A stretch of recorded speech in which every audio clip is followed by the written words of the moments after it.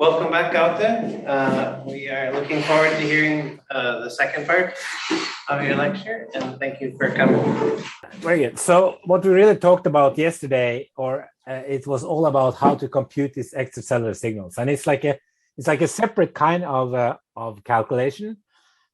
So it really sort of it bridges the gap between what a neuron is doing and what you would measure with an extracellular electrode. And that could be an electrode inside the brain or at the cortical surface or EEG at the scalp. And the basic formula is actually shown here. So if you have like the simplest neuron, a two-compartment neuron receiving a synaptic input up here, if it's excitatory, it will be current going in and the current will leave here. And you will get this sort of like what we call a two monopole formula, or like a dipole formula, which gives the link between the potential you would measure here and the currents that goes in here and out here. And the key thing here is that R1 and R2 are these differences in the positions of where the current goes in and where it goes out. And so if they are, in some sense, if you turn this into a point neuron where R1 and R2 are the same, you will get no potential, no extracellular potential. So a key thing here is that like a point neuron, I'm quite sure you have heard about point neurons in the previous lectures, like integrating fire neurons, the one where you describe, assume the neuron to have the same potential everywhere. That will be invisible from the outside. So it wouldn't generate an extracellular potential at all. And then you have this sigma, which is the extracellular conductivity, which is a material parameter. So then we started talking about what goes into this, this formula. It's nothing too dramatic. It assumes like what's called electrostatics, meaning that there's no contribution to the electric field from time derivative of magnetic fields. And these are slow.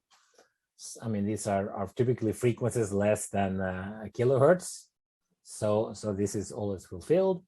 And then you also describe this extracellular medium by this one parameter, sigma, the extracellular conductivity, which you can measure in separate experiments and which has been measured several times in separate experiments, where you sort of just insert two electrodes and inject in the brain and inject the current and measure the potential, the associated potential difference, and that sort of gives you this extracellular conductivity.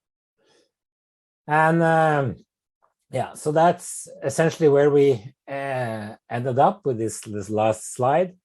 And there are, there was also some discussion after my talk, after my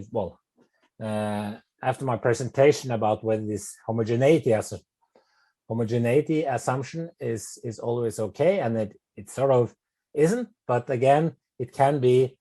You can sort of always modify this forward modeling formula if you have different sigmas. Essentially, if sigma varies with position, so that it's inhomogeneous, or even that it's like it can also depend on frequencies, or it doesn't seem to be a very important effect in practice.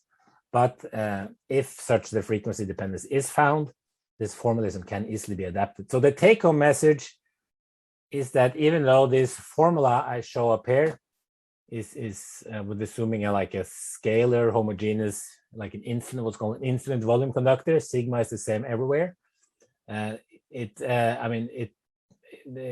get a very simple formula in that particular case, but it's not difficult to generalize this formula. So as long as you have the transmembrane currents from neurons, you can always compute the extracellular potential, including the EEG. So this is I would say, at present, we are much better at computing this, or meaning we, humankind, know how to compute the extracellular potentials if you know the transmembrane currents. What is hard is actually to put up sensible neuron models and network models and make sort of like recurrent network models that mimics what goes on in reality. This is just a just to illustrate. I mean, this is some of the experimental data, experimental studies that measured how this conductivity varies with frequency, and most of them find that it's essentially flat, and it's the value is varying a little bit, but these variations, or the kind of frequency dependence of the conductivity you see up here will not typically affect the results, the shapes of the spikes or the LFPs very much. So, like, essentially what it's saying is that the extracellular medium doesn't really bias for particular frequencies very much.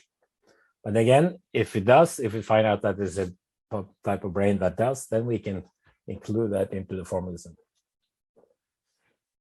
And also we find that there's like an anisotropic conductivity, meaning that it's typically, if you look at a piece of cortex, it's easier the conductivity is typically slightly larger in the vertical directions along these apical dendrites, or the apical part of these pyramidal neurons, than going across. But that can also be taken into account. And then, importantly, then, I mean, we talked about in this, just for pedagogical reasons, for simplicity, I talked about the two-compartment neuron model. But this formalism generalizes directly, and to the case we have many like multicompartmental neuron models. I guess you have learned, and there's been some talks about that in the course. At least the basic idea is that you divide a neuron into these small compartments, each of them so small that the membrane potential can be assumed to be the same everywhere or inside the compartment. But in any case, what you need, if you do these multi-compartmental simulations, then as a side effect, you get out this transmembrane currents. And then in order to compute the potential that is measured by an extracellular electrode, you just have to do a formula like this. You just sum over all compartments and weigh the contributions from all these transmembrane currents inversely with distance. And then this charge conservation essentially says that, well, if you sum over all compartments, the net transmembrane current is 0. And so it again corresponds to this thing that a neuron doesn't have a monopolar current source.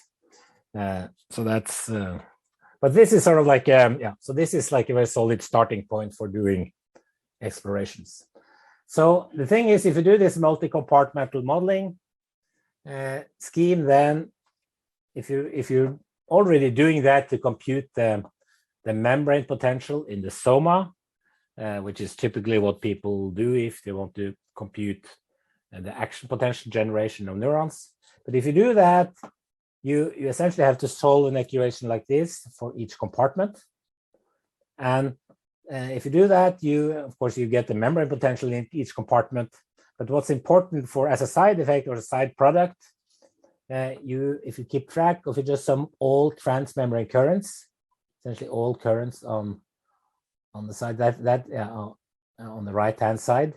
So that's all the currents going through the side of the compartment. These are current that goes to neighboring compartments, like intercellularly. But you just keep track of these transmembrane currents, then you have what you need in order to compute the extracellular potential. So here's an example showing that on the left, you can see there's actually four neurons, I think, and this shows the membrane potential. The color coding here shows the membrane potential inside these neurons, and you can occasionally see that they flash, and this coloring here corresponds to the membrane potential coloring here on the left, and typically it's blue, and occasionally it fires an action potential, and it gets this, well, up to 0 millivolts, a little bit above even. So this is what you would measure if you computed if you were able to measure the membrane potential with intercellular electrodes. But this is what you would measure on the outside. And for one thing, the membrane potential is just measured inside the neuron. but the extracellular potential is measured everywhere. I mean, you can measure it everywhere. You see, most of this is green, and that corresponds to 0 millivolts. So meaning that it's like no signal. So most of the positions around this little cluster of neurons, you won't measure a potential at all. At least it'll be very small. So in order to measure an extracellular potential, you will have to put an electrode close to, in this case, close to where the soma is. And here we can see, and you can see sometimes these flashes, so that's sort of like the extracellular signature of extra potentials, or what you call a spike. But the point is, just as you can compute the membrane potential anywhere inside a cell using multi-compartment modeling, you can compute the extracellular potential anywhere outside the cell using this volume conductor theory and the scheme that I've been talking about. And one thing we see here is that here the voltage is like tens of millivolts, and here it's a fraction of a millivolt. Here the extracellular potential is very small because it's only 4 neurons or 4 or 5 neurons generating it. In reality, the extracellular potential is typically larger, but because there are many more neurons contributing. Okay, so then we can use this scheme to look at sort of how does the LFP what does LFP look like, and how does the shape of the neuron affect LFP we'll measure. So this is 2-compartment model neuron, the simplest model neuron that you can have that actually computes, that has an extracellular potential. So this has this, we talked about this yesterday, has this if you have an excitatory synapse up here, you will get like a negativity close to where the synapse is, because that's where the current goes in, and you will get the positivity close to the soma where the current goes out. And if you have this multi-compartmental model here, that is sort of shown in the background there with these gray lines, we see many of the same features. At least if you have a synaptic input up here, we see a negative LFP contributions just close to where the synapse is, but down close to the soma, where like most of it actually returns, then you get like this positivity. So what we see here is that both obviously the amplitude of the LFP varies with position, but also the sign of the LFP varies with position. Another thing we see is that actually if you measure the width here, the signal is sharper close to where the synapse is, the synapse that provides the LFP. So you see here the half width is 4.2, this position, while down here it still has this peaky thing, even though it's inverted, but here the half width is 7.1 milliseconds. So some of the high frequency sort of components, or you've lost some high frequencies on the way.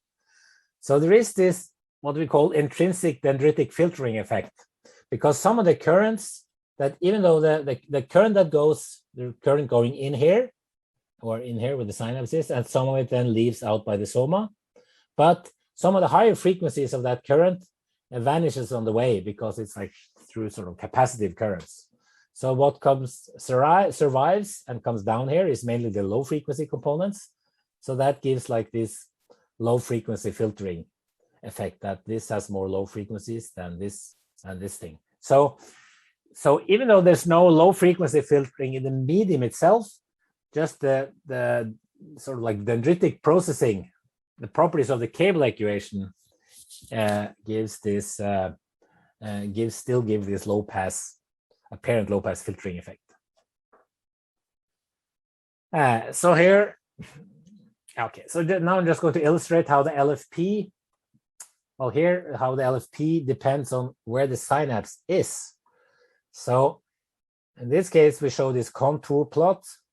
It's a contour plot of the I guess maximum amplitude of the LFP following this injected current, synaptic current. And for one thing, we see again that it's like negative peaks up here, and then there's positive peaks down here. And if, however, you instead inject the current in the soma, you get the opposite shape. I mean, you get negative close to the soma and positive here. So in both cases, you get this like dipolar organization of the LFP pattern, but it's inverted when you drive it from the soma compared to driving it at the apical dendrite. And this is for an excitatory synapse. Because when you have an excitatory input, the current goes from the extracellular space into the neuron and depolarizes it. If you have an inhibitory input or a hyperpolarizing input, then it actually goes the other way. So so in that case, you will also get the opposite pattern. So if you have an inhibitory input in here, you will get actually current coming out. You get the source up here. So then you will have positive peaks here and then negative peaks down here. So it's more complicated. It's more varied patterns than for spikes, because spikes, I'm going to show some spikes, but for this, spikes always originates in the soma, or at least sort of if most of the normal spikes, sodium spikes, originates in the soma. So there, actually, then the spike pattern will then be more standardized than the LFP patterns, because the LFP pattern for the LFPs will sort of mainly stems from synaptic inputs, can then have the synapses placed at different positions, and also the synapses can both have, sometimes have both signs, both excitatory and inhibitory. And this is showing that this LFP, how it depends on morphology. So this is sort of like the standardized, this pyramidal cell LFP that I showed on the previous slide. But also if you drive, if you have a stellate cell, it's like this stellate cell back there. And even if you drive that, if you have one synapse, you still get this dipolar pattern. And even if you drive it from the soma, you also get this dipolar pattern of LFPs. And the thing is that something we call stellate is because it sort of is like this, the ball, the outside of the ball or the star or whatever, outside of the cell is quite spherical. But if you sort of, from the point of view of the soma, there's always some thick branches going. There's like always some asymmetry, some thick branches going to the left or to the right or whatever. So, which is going to make this dipolar, still make a dipolar pattern. However, if you have populations of neurons, say population of stellate cells, these patterns will tend to cancel. So you don't get a strong net LFP. But when you have this population of pyramidal cells, they are essentially all oriented the same way. So then you get this strong, then you get this almost like constructive interference or you get the summation of signals. You don't get this cancellation. One thing is to illustrate is the frequency dependence of the LFP. So say if you take one neuron like this and inject a 1 Hertz oscillatory current up here, then you get this nice dipolar pattern of the LFP that is generated, and it switches sign, because in this case it's like a both positive and negative sign of the currents. So, and with the EEG signal, that's sort of the signal you measure from the scalp. What you really pick up is some sort of like LFPs from maybe like tens of thousands or hundreds of thousands or millions of these neurons. So then you can ask, what happened if you instead inject at 100 Hertz at the same position? Do you get the same LFP just 100 times faster? Actually, you don't. You get a very different pattern. And you see that even though it's the same amplitude and everything is the same, it's just that at 100 hertz, then the cable properties are different. You get much more capacitive currents. The capacitive currents having to do with capacitive properties of the membrane is proportional to the frequency. So there, instead of like a nice dipolar thing, you get more like a, whatever it is, quadrupolar or moving dipole or something. But we can just, by looking and comparing this by eye, we can see that this will typically have a much larger dipole moment, and will and this will sort of, the dipole moment is what you will sort of will dominate at large distances, like when you measure it with a EEG electrode on the scalp. So that's why 100 hertz LFPs will be, well, there will be a strong bias towards the low frequencies. So you'll see much more of the 1 hertz activity in the EEG than in the 100 hertz. And this, so if you want to understand the power spectra, and power spectra is sort of like this, when you measure the signal and take the Fourier spectrum or the Fourier transform, and then you look how much of the power of the signal is contained at different frequencies. And so if you want to understand that, you have to take this effect into account.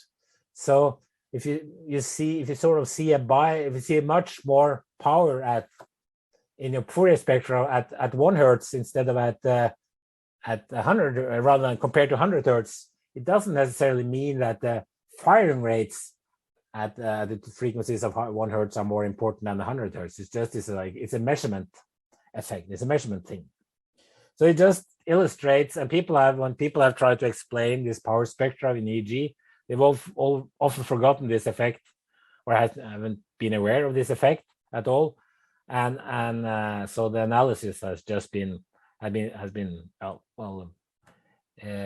lacking a key component, and the results has not been very valuable. Let's stop here. Okay. So where's the origin of this low pass filtering effect? Well, so this is illustrated here. If you have this one neuron, and we inject this current in this black arrow here, and then we look here at the amplitudes of the currents where they return, because we've said that just follows on the cable equation, that sort of what comes in must go out. So it's just a question of where this current that goes in here leaves. And for 1 hertz, we see that a lot of it returns locally, meaning that it leaves the apical dendrites and goes out into the extracellular space. But some of it goes down here and leaves through this soma and these basal dendrites, these basal dendritic branches. So this gives a much larger, like this. Then you get sort of like a net. If you sort of look at the transmembrane current shown here, you see that 1 hertz, you actually have quite a bit of, obviously have a current. The net current leaving has a big bump up here, but it also has a sizable bump down at the soma. While at 100 hertz, everything's leave up here. So then you don't get a strong dipole moment, and you see very little. So you get a very small LFP at that frequency. So this is essentially the origin of this intrinsic dendritic filtering effect, which is why you see observe this filtering, this low pass filtering in this extracellular recorded potentials, even though the medium itself doesn't have any filtering effects. It just has to do with essentially the membrane properties. So so far we've mainly talked about formalisms. So this is what is the smallest signature? What's the smallest LFP, or what's like the building block? What's in some sense a unitary LFP? We know that the smallest. Well, a spike is the smallest unit of an essentially extracellular measure of spiking activity. It's a single spike. In real, the smallest unit of LFP is the LFP you get by activating one neuron and then which then projects to other neurons, right? And typically in cortex, even like if one neuron fires an action potential, it projects to like maybe to thousands, typically to thousands of other neurons. And the LFP from that effect was measured in this work by Swallow et al. From 2002. So what they did was that they had this one electrode in the thalamus of this was a rabbit actually, and so they could measure then the action potentials generated in this one particular thalamocortical neuron, and then this thalamocortical neuron projected sent synapses to these populations of cells in this case the rabbit visual cortex. It's two types. It is what's called the fast spiking and what's called the regular spiking. So these are typically the excitatory neurons. These are the inhibitory neurons. But they then respond, and this response was measured as LFPs on a separate electrode that was put into cortex. So that's all this multi-contact electrode. And the typical result they saw was actually something like this. This is then the signal at the different contacts, and this and then this is and then so then you get this positive and negative phases of the LFP. I'm just going to switch to the next page to to compare with the model. So we Espen in our group built a model of this projection, and when you sort of compare with experiments, you can see that you actually get a very you get a very similar LFP between experiments and model, except for the first phase here, because this is not what was in the model. Is only the response on the postsynaptic sides, the transmembrane currents going through the receiving the neurons, the cortical neurons that receive the input.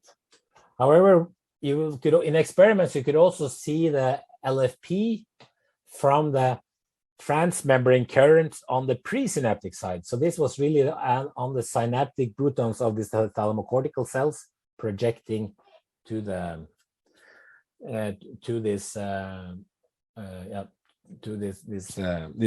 these cortical populations. So the point is this was sort of we can sort of by comparing experiments with modeling, we can see that at least it sort of actually not only made qualitative sense, it also was like a quantitative agreement. So this is like one validation of this whole scheme. One thing we used it to investigate is this question of how local is really the local field potential. So the question was, let's see, if you sort of put down an electrode in the cortex and you measure the local field potential, and then you know that, what happens here is that this local field potential is from neurons somehow surrounding this electrode, which then has transmembrane currents, and then all these transmembrane currents then give contributions to the LFP that you measured. But then the question is, how big is this region? How big does it, like this summation region is like a millimeter or a tenth of a millimeter or a centimeter? Really, how local is it really? And I think it got the name local field potentials mainly because it came as an alternative to EEG. And EEG was measured at the top of the skull. So it was certainly more, if you have an electrode inside the cortex, the signal is certainly more local. The sources are more local than what you see in the EEG. So let's see. And anyway, so what we now, I don't think I have all the slides here, but anyway, the point is that it was like an analogous question, how many neurons an electrode can record spikes from. And that's typically, well, that's a question you can answer because spikes are spatially very local, less than 100 micrometers, and spikes don't last long. They typically, I mean, they only last for milliseconds, so they only have like this. When you measure spikes, you only see these individual spikes here and there. But the LFPs are overlapping in time, so instead we ask the question, sort of how. What's the basin of attraction, or essentially what's the size of the basin of neurons that contributes to the LFP? And if you looked at the experiment, there was like a quite large variation in the estimates. I mean, it was down from like up to actually like many centimeters, up to or down to just like 100 micrometers or. And so it was like this conundrum, why do people measure so different things? And it turned out that after this study we did, that we found out that this could be reconciled, because it's what really matters is how, if you have these different neurons, well, we can even sort of like use this in illustration around it that receives and that are like synaptically active.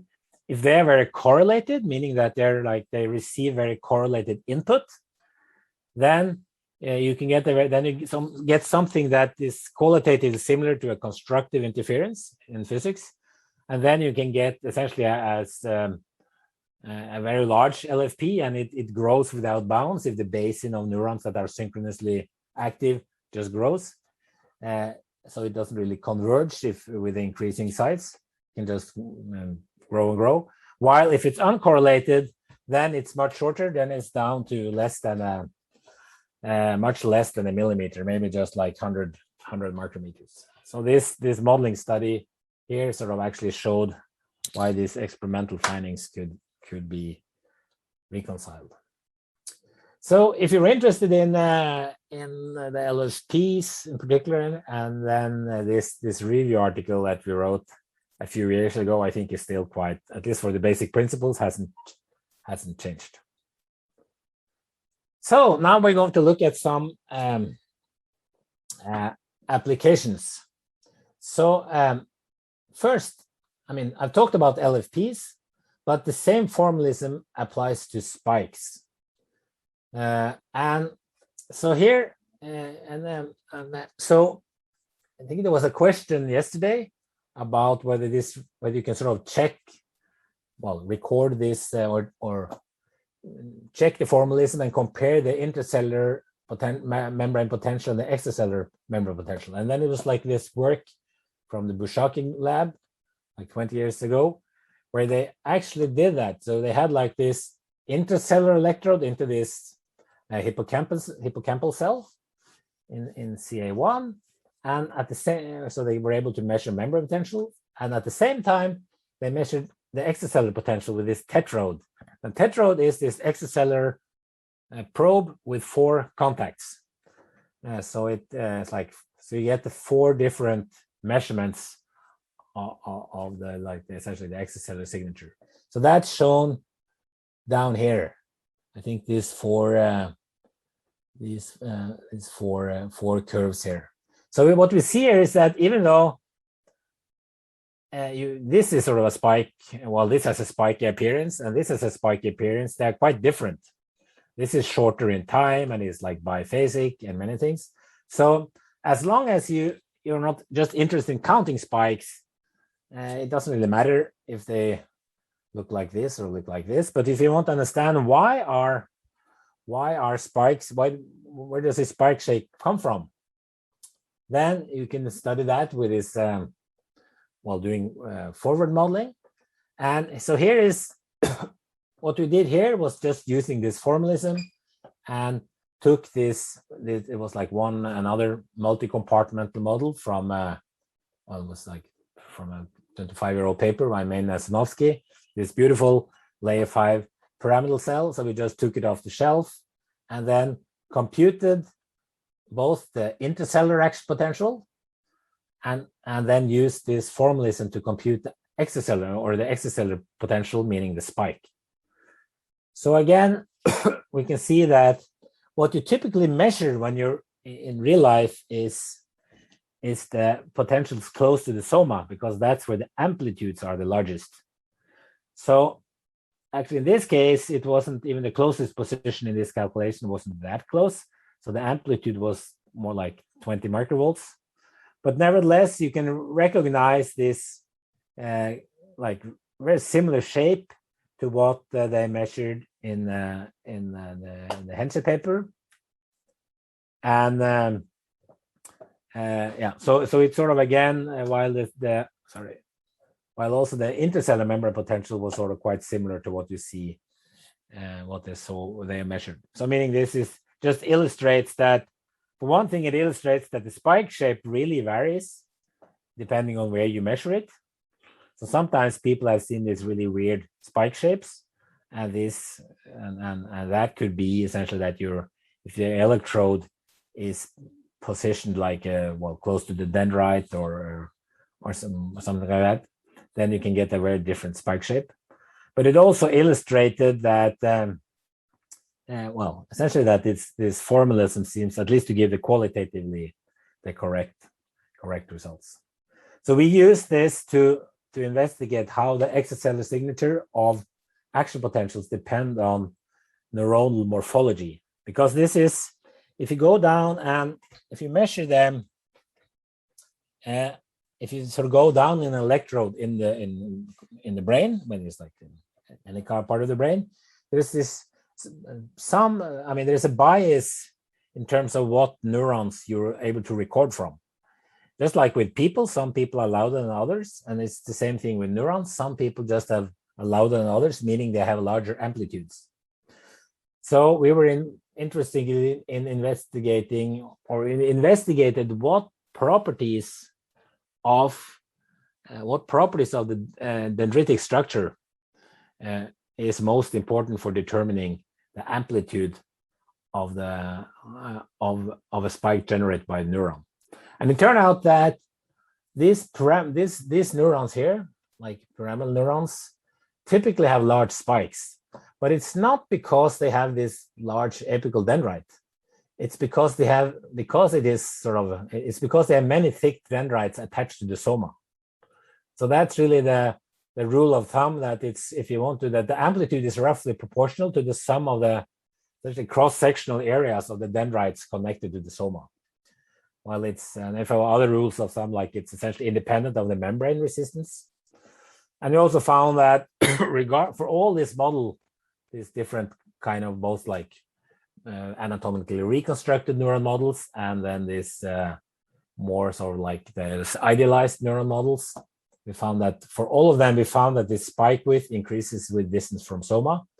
So you have this like high frequency dampening or low pass filtering. Essentially, that's like a very generic feature which you see everywhere. One thing we use this for also is to make training data for this spike sorting problem. I guess many of you, I guess, at least many people in neuroscience work on analyzing spiking data.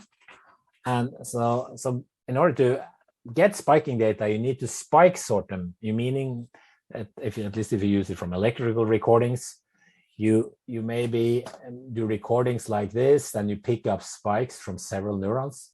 And what you're interested in is not, well, at least in much of the analysis, you want to know not only what was the total spiking, you want to know which neuron spiked when. So then you have to do this spike sorting. You have to based on this raw data, you have to sort these spikes into different bins corresponding to different neurons. And this is possible in principle because the spike shapes are not the same, because the neurons are not the same, and also because the positions of the neurons that spikes to the contact that measure it is it varies, especially if you have then like with a tetrode or any kind of multi-electrode contact. You also have several measurements of the same spike essentially, and then And so then you can try, and this signature, this spike waveforms will look different on the different channels because the distances to the neuron are different. So it's like a way to triangulate essentially the spike. Anyway, so there's a lot of work going into making these automated spike sorting methods because that's key if you want to sort of take advantage, if you sort of want to now with these new electrodes where you can sort of measure from, well, thousands of neurons at the same time, at least if you have many like multi-electrodes or many of these multi-electrodes, then it's just like a hopeless job. Is like an enormous job if you want to do this manually, which has been the case. And it's not only that, it's also that manual sorting also involves like there's like all kinds of biases, and there's like people are make mistakes. So at least with this automatic spike sorting methods, then at least it gets, in principle, it should be reproducible so that people can sort of compare results more easily. But how do you find out, how do you make such new automated methods? Well, you need ground truth data. You need data where you both know what the true spikes were, and when you also have and well, you know what the true spikes are, and you also need the signals. And this ground truth data is difficult to get in practice. It requires dual recordings, like the one I showed from Bushaki's group. But these are very difficult to do, at least for many neurons. So we have used our scheme to compute such benchmarking data, because if you do these steps in spike sorting, if you record and say if you have 3 neurons and you measure these signals from along 4 channels, you pick up these different spikes, and there's all kinds of steps done in this spike sorting, automatic spike sorting, and you end up predicting essentially that how many new units there are and when they spike. So in the model world, we can make arbitrarily complex and arbitrary amounts of these ground truth data, where you can both produce the model-based raw data, while we also know the somatic potentials. So this is something we've done. We made this particular package VisaPi for essentially for doing just this, and there's also now a new package like this for testing, essentially making ground truth data for developing and testing such spikes. So now in this final part of the seminar, I'm going to sort of leave the sort of like micro or mesoscopic world with the spikes and LFPs, meaning that there's like signals measured inside the cortex. You also, of course, you would also like to be able to take full advantage. So one of the reasons, particularly that we're interested in this is to help with the spikes and LFP, is to be able to use these signals to validate and test like mathematical models for how we think, say, networks in the brain, say cortical networks, operate. But there's also obviously like systems level measurements, non-invasive measurements like the MRI, or which is more like a structure thing, but functional MRI measures blood activity, and positron emission tomography, which more measures food consumptions, and EEG, which then measures electric or magnetic activity more directly. So the ultimate goal, I would say, at least one ultimate goal, I think would be able to, if you're able to put up hypotheses like for whole brains. Certainly won't start with human brains, but maybe mouse brains, and to be able to then predict also what you would measure with these non-invasive measures. So I think when it comes to voltage sensitive dye imaging, not so easy to do in humans, but then you need the membrane potential, average membrane potential in particular on this dendrites of the neurons, which are close to the cortical surface. And for MRI, there the link is not so clear. I mean, it has this more measures like the hemodynamics, the velocity of blood flow and oxygen content and so on. So even if you're able to measure it, the link to sort of like the signal processing part of the signal processing in the networks, which are essentially electrical, is not completely clear. So, but the EEG is the EEG and MEG is in some sense directly accessible. It has been used for and directly interpretable. And it has it has sufficient temporal resolution, like sub-milliseconds. So it essentially has the same temporal resolution as the other electrical recordings done inside the brain, and it has been used for a long time, more as a sort of like a black box. It has been used statistically to sort of for clinicians, for example, to characterize different brain states and diseases and so on, but it hasn't been typically the analysis has not been based on like physics type forward modeling, meaning that it hasn't started with particular ideas about what neurons and networks, how they're hooked up, and it has more started with the signals than has been more like statistical signal analysis from there. But the good thing is that it's the EEG is in some sense simpler. If you go back to this sketch here, if you look at if you have an activity here in the population of cortical neurons, the recording electrode is so far away that it turns out that all you need to what really dominates or what sets up the EEG signal is the current dipole moment. So it's essentially the spatial distribution of transmembrane currents at the different along the dendrites of the neurons. So in the simplest case, if that's like the good thing, you only need the current dipole moment. So that's a giant simplification.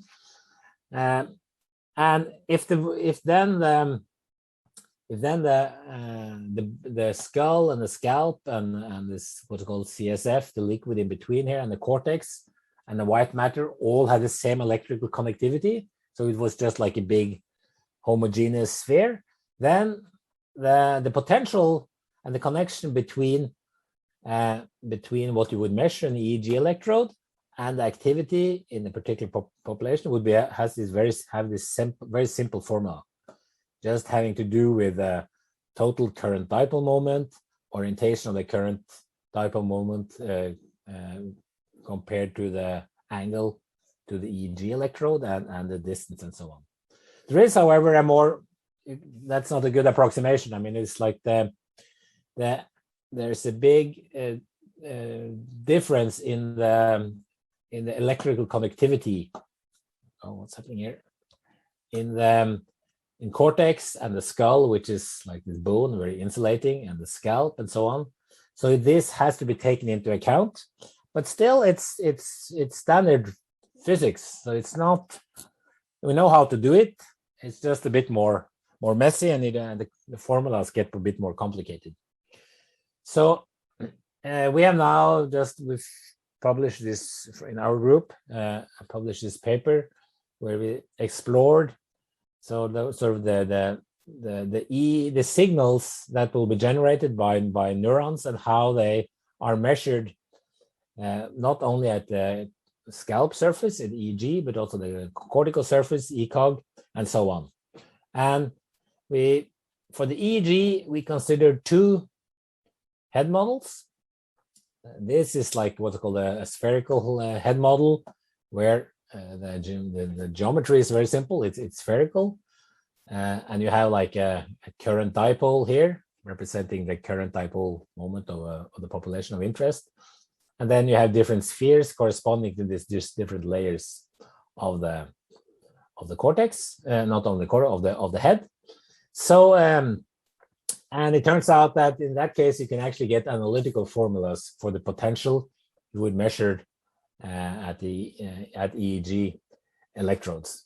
But you can also, if you have the same current dipole moment, and that's the only thing you need, that's sort of the output from the neural simulations, then you can also essentially make a more advanced or more, at least more detailed head model, electrical head model, and based on a detailed, MRI studies, and then you can sort of get individualized MRI like head models for patients, so that it's like it's this you're not stuck with a sort of like a spherical head model. It's the spherical head model actually has some advantages if you want to understand more the principles, because then you sort of look at more the principal issues. But if you want to be more detailed, that's also possible. So if you look at this we explore this 4-sphere head model and how the EEG potential like generated by neurons, how that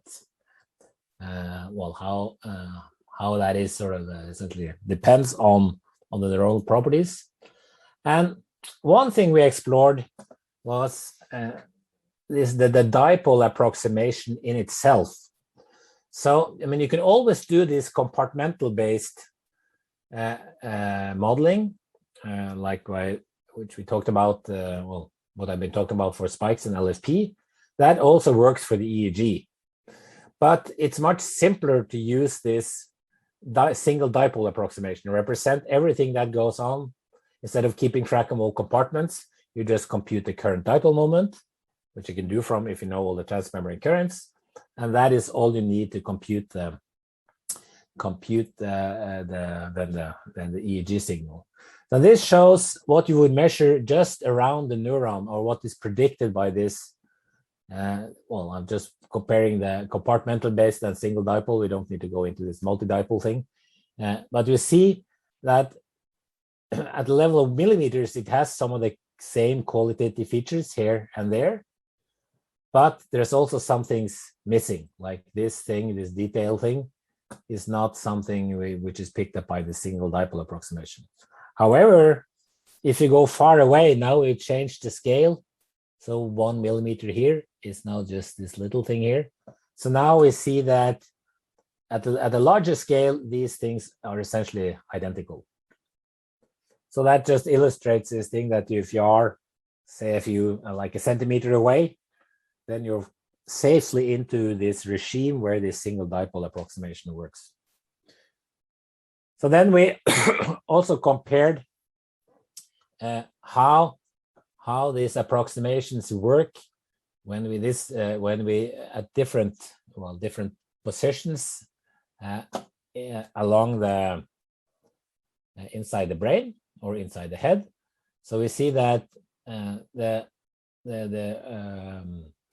solid lines is sort of like this single dipole approximation, and the dashed line is this multidipole approximation, which is essentially the same as the ground truth.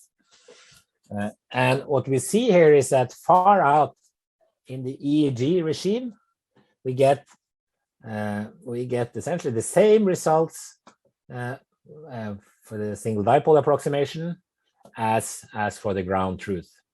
It's a little bit of variation here. So these two colors correspond to two different synaptic positions. So there's a little bit more deviation between the single dipole and the ground truth for this when you have a synapse very close to the soma. However, that's also also the overall signal is very small, so it doesn't really matter if it's not too accurate, because what's important is that out here where the signal is with this, when you have a synaptic current into this, like this is up here at the apical synapse, we get a quite good, or we get an excellent agreement. And here we can see actually for ECOG, which is then measured here, you get some error, but not, it's like dependent on what kind of accuracy you're after. So for the, if you want to compute, or if you want to model the ECOG signal, so that's for electrodes placed on the cortical surface, then this you might well, the single dipole approximation might use, but it's not guaranteed. And what is also what is shown here is also that we looked at the effects of morphologies and different synaptic inputs to these different morphologies. And what we saw in all cases is that, well, for one thing, what we saw is that it's really the for the case where you have this well, EEG in like when the vertically oriented neurons, you get a very strong current dipole in the C direction, because that's where you have this that's where the orientation direction of the neuron, but much less so in the horizontal directions. And what you also see here is that for this different kind of synaptic input, you can get quite different EEG signals, but in all cases, this single dipole approximation works excellently. So now I'm going to show some examples where we put all this together, at least where we compute LFPs and EEGs and spikes for specific network models. And here's, and so far we've been talking about how to compute extracellular electrical brain signals from these biophysically detailed neurons. But many of the network models that are used in practice are these point neuron network models, integrated fire type neurons. And we would also like to be able to compare predictions from this kind of network models with these LFP and EEG experiments. And that's possible if we invoke this trick. So we illustrate that here using this Potjans-Diesmann model for a cortical column as an example. So this was a model that was developed a few years ago with for a piece of a cortex, 1 square millimeter of cortex, 80,000 leaky integrated fire neurons, and like 4 cortical layers, two neuronal populations per layer, and synaptic connection rules taken from experiments. So what we can do with that model, that's made in this network simulation tool Nest. And so what we can do is then use the model and compute the spiking activity. However, these point neurons, integrated fire neurons, do not generate LFPs because they're point neurons. As I've said in this course, this lectures, you need multicompartmental neurons in order to produce extracellular potentials. Like the 2 compartment is the smallest one. So what we did, we sort of did this in a sequential way. We sort of computed first these 80,000 neurons, kept track of all the spikes. And you see in this case, just illustrate with raster plots, some of this like example simulations. See that there's something happening here at 900 where you get strong activity in all this across these 8 populations. And this is because this is when they receive this thalamic input to this visual cortex model. Anyway, so we store all the spikes, and then we, in the second stage, really replace all these point neurons with multi-compartmental neural models, and then we replay the spikes, which has been stored then from the Nest simulations, and then drive, and then from that we can then generate the LFP. So that means that for this one particular model, we can compute both the spikes and the LFP, and we see, obviously, it's this is the LFP that is found at the center of a column consisting of these 80,000 neurons. So and we also see here that there's like the strongest activity is just around 900 where this thalamic input comes in. Let's see.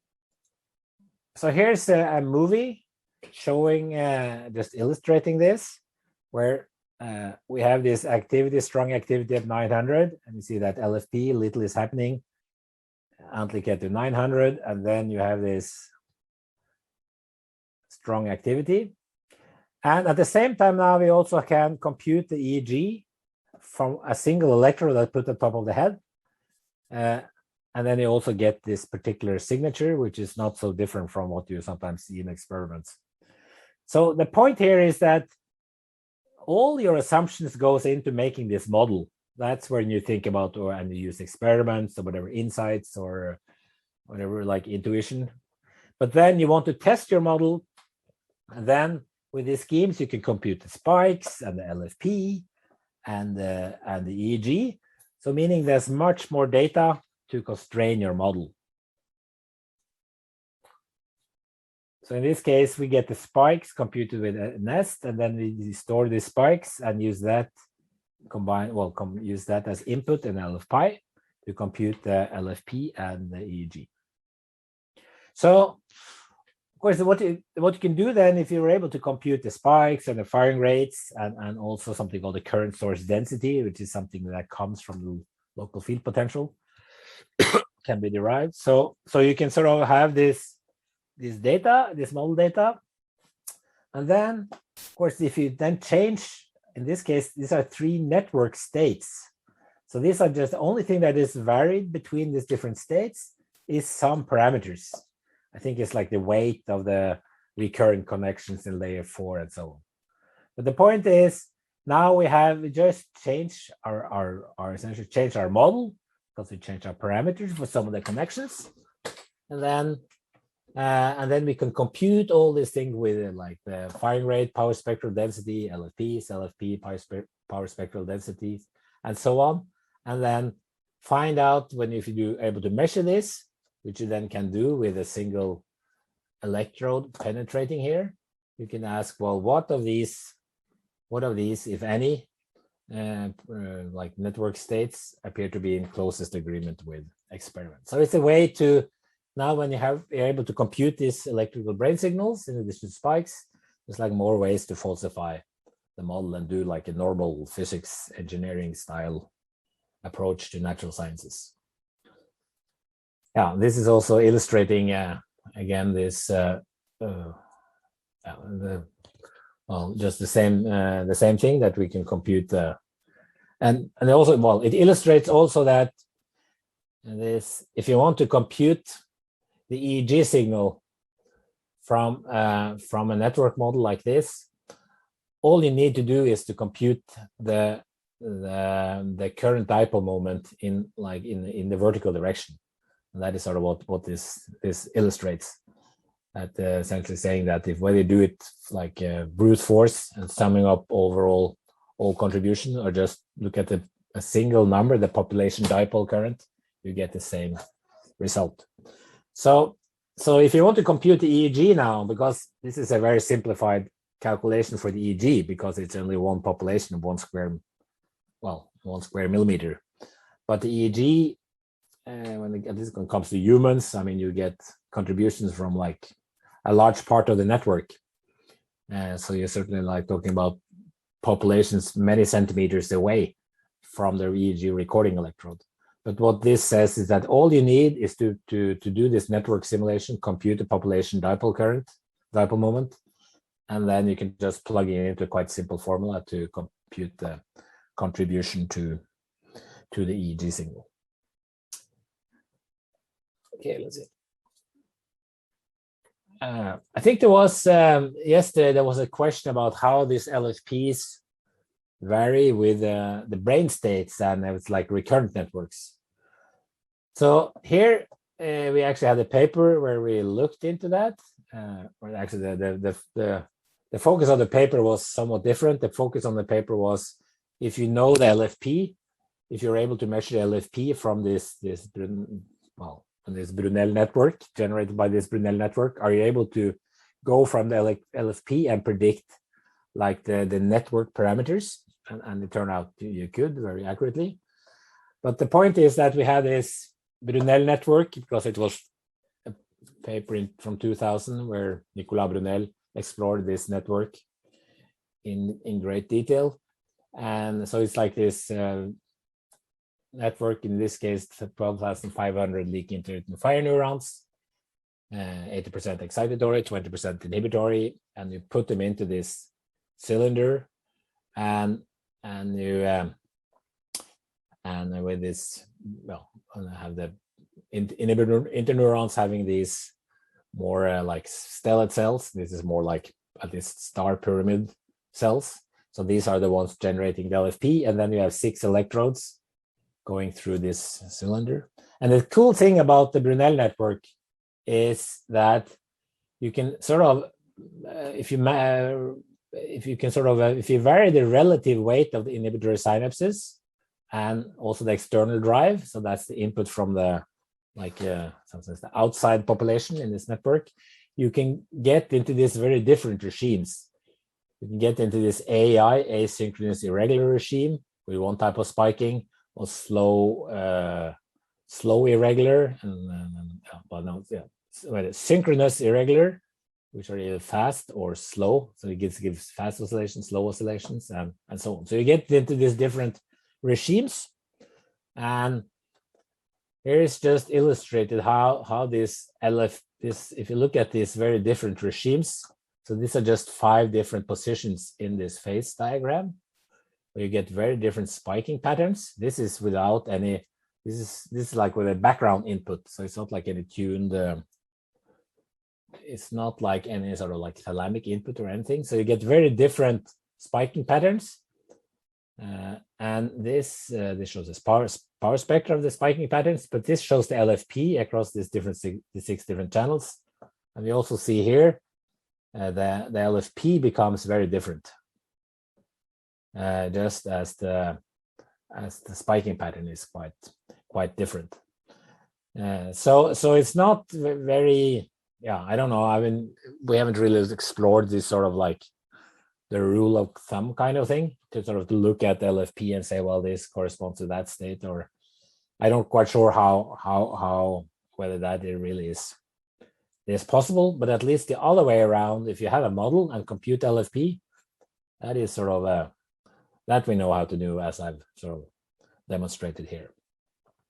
Finally, I'll just mention some of the project that we had with, I think you had a talk yesterday about this what's called biorealistic modeling from this Allen model. So this is, I don't think I not need to reiterate that, but this is a very cool model, I can say. I think it's a really state of the art because I've not been involved in making it, but it's 250,000 neurons from the mouse visual cortex, covering essentially the mouse primary visual cortex, 21 different neuron types, or I guess it's maybe. Yeah, we heard about it. We heard about it yesterday from Anton. Yeah, very good. So that's cool. Yeah, it's very cool. So anyway, so what we're doing now is this, like, collaborative research project, where what we try to do then is to see, because they not only have this very cool model based on their really, really cool and comprehensive industry style data, they also have this unprecedented amount of data, spike and LFP data recorded from the mouse visual cortex for these different, in these very standardized protocols. So what we're working on now has been working on is sort of to make, to some sense, modify the Allen V1 model, or the parameters, not the structure, but the parameters of the, to some extent, the structure also in terms of synaptic positions and so on, to make the model not only account for spikes, but also for the LFP. So this, I think, is so I think it's, again, just to summarize from where I started yesterday, I mean, we now know pretty well how to model single neurons, and we have different neural models corresponding to different types of neurons in different parts of the brains of different animals. When it comes to network models, the situation is quite different. There's been done some very nice studies of understanding, I would say, principal properties of networks, typically with like quite simplified network models with homogeneous models, all homogeneous networks, all neurons maybe of two or a few types are of the same, are all the same, or while real biological networks are much more structured. I mean, it's not homogeneous. It's different neuron types, and they are connected in certain ways. So the goal is really to be able to I think to make a model for the mouse visual cortex that is able to account for both spikes and LFP in not only in one situation, but in many situations, meaning like in the background state, different kinds of visual stimuli, and also in different brain states. You can see very different, that the data is quite different, whether depending on like the pupil size of mice and so on. So at least now I think it's really more of a program than a project, but that's at least sort of the ambition. Because one thing with spikes, as I also mentioned yesterday, is that even if you have one neuron in primary visual, one electrode in primary visual cortex, this neuropixel, you can maybe measure spikes from 60 to 70 neurons, which is so it's very subsampled. It's undersampled, and especially because these neurons are noisy also. So there's lots. If you have little data to constrain your model or noisy data, then it's like limits to how much you can constrain your model.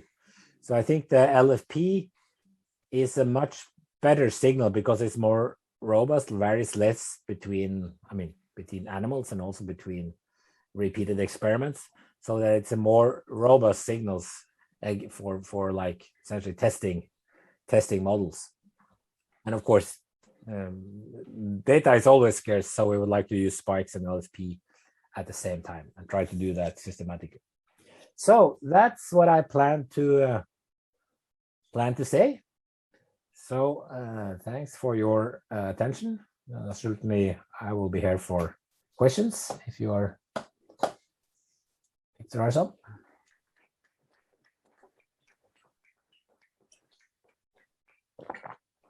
Yeah, actually, if I could start off, I have a question about just the model in general.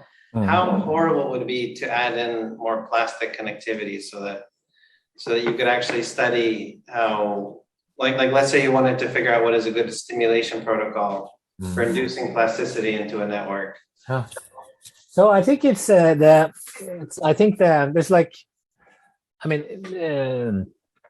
so it's two questions, right? How easy is it to study models with plasticity to begin with, regardless of, even if you only want to compute spikes? And that's of course challenging, because if you want to look at plasticity, typically the time scales for learning plasticity is minutes or hours or even days, while the typical simulations that are done today are typically like seconds, because it's just that at least if you won't do this biophysically detailed neural models. Yeah, well, it's short-term plasticity. So just so short-term plasticity you can just put in there. It's nothing, it doesn't change anything. So that's the thing, that anything, if you give me a network, I can compute the LFP and EEG and spikes and everything. It doesn't really depend on what you put into the network, because it's a measurement. It's a measurement. It's just a modeling of the measurement. It's not a modeling of the network dynamics. So it's like decoupled from the model of the network dynamics, because all you need is a transmembrane currents, and whatever transmembrane currents you get, of course, will depend on the plasticity or whatnot. But given me that the transmembrane currents of all the neurons, so you can just compute all the signals. So there's no constraints there. Maybe I can go ahead. So could you use that model also to more or less check? Let's assume you have some very targeted manner to silence a couple of neurons. That would somehow probably change the LFP that you would record. So could you use your model to actually predict what you should observe in a change in LFP to figure out if actually your silencing strategy worked? But I think for experimentalists, that could be quite handy. Yeah, well, that's true. Absolutely. So this is sort of a, so if you're able to, and if we go, this thing I showed you with, that's when I showed this unitary LFP, which was recorded by the Swodlow.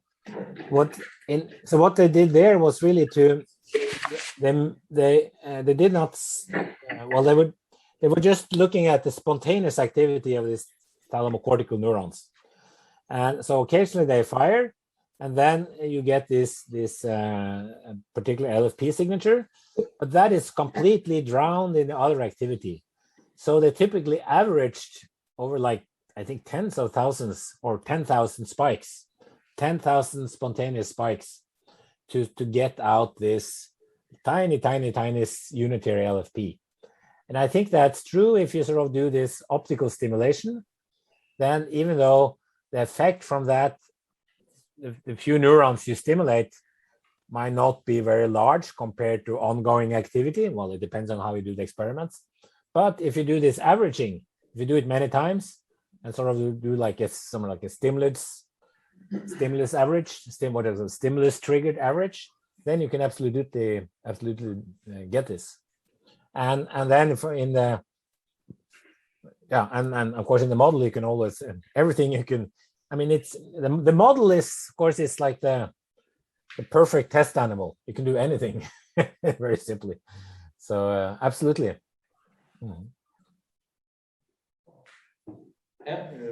Yeah. So one question concerning the work with the Brunel model. I was wondering, maybe there's a misunderstanding from my purpose. How are you dealing with the spatial dispersion of neurons? And in particular, how do you deal with the differences between cortical layers when you use this model to analyze data? Yeah, so yeah, exactly. So this was, so what we did, I can maybe just show, just share again.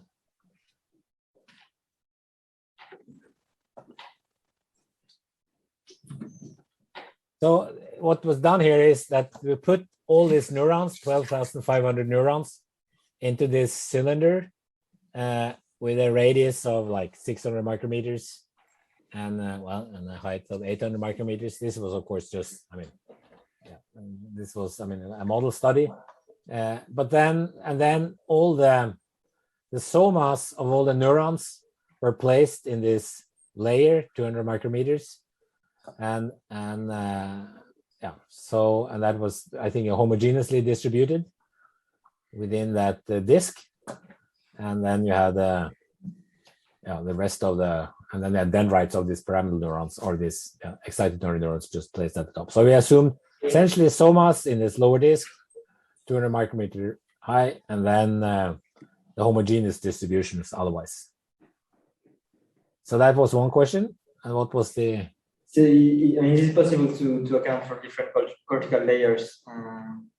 Yeah. So, I mean, if you look at yeah. So we had. I can actually should have.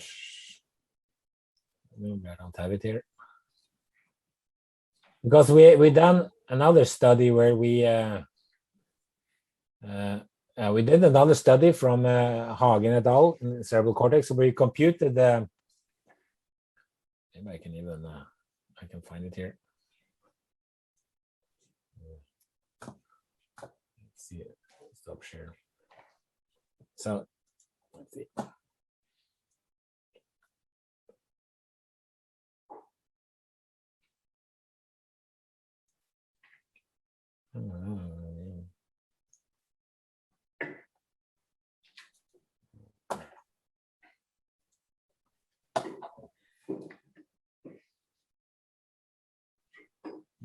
There we go.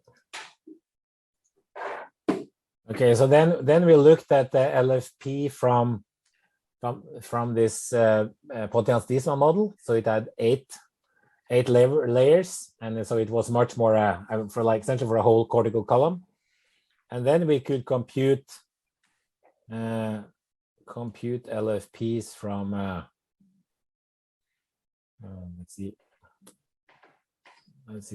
So I mean, for example, here you could compute LFPs at all layers. Or I think I have some more nicer figures down here, maybe. Yeah, this is just an illustration. So here, then we could actually have cortical layers and put in the neurons where they were supposed to, and so in the So and also in the work we do now with the Allen V1 model, we also, I mean, all the cortical layers and where the neurons are and where they extend and so on are built into the model and are dealt with. And of course that's key, because for the LFP, then it really matters. 3D position of the neuron really matters, and the where the synaptic inputs are on the neuron really matters. So it's you have to, yeah. So it's different from if you only compute the membrane potentials or the spikes, because then the 3D position in itself doesn't really matter. I have another question. Have you considered adding any type of non-neuronal cells into the model, such as astrocytes? Yeah, you could do that, and I think it is. I mean, for one thing, they don't spike, right? So you wouldn't see any spikes. Yeah, but for the LFP. Yeah, exactly. So the LFP could, and it might. You could certainly do it. It's not like the signal generation part of it is the same. I mean, it's like the transmembrane currents, but I think the contributions would be at the low frequency, really low frequencies. So I'm not quite sure. There are at low frequencies. There can also be contributions from some non-neuronal. There could be contributions to the LFP from sources which doesn't have to do with the transmembrane currents. It could just have to do with the concentration differences in the extracellular space, actually. That's so. But anyway, so you have this at the low frequencies, you could have contribution from glia cells, and also other sources which I didn't talk about. Okay, I think there are no more questions for now. So Sure. Thank you once again, Gaute. Thank you very much. Yeah, thank you. Hope to see you here next year. Absolutely. Bye now. Bye. Bye.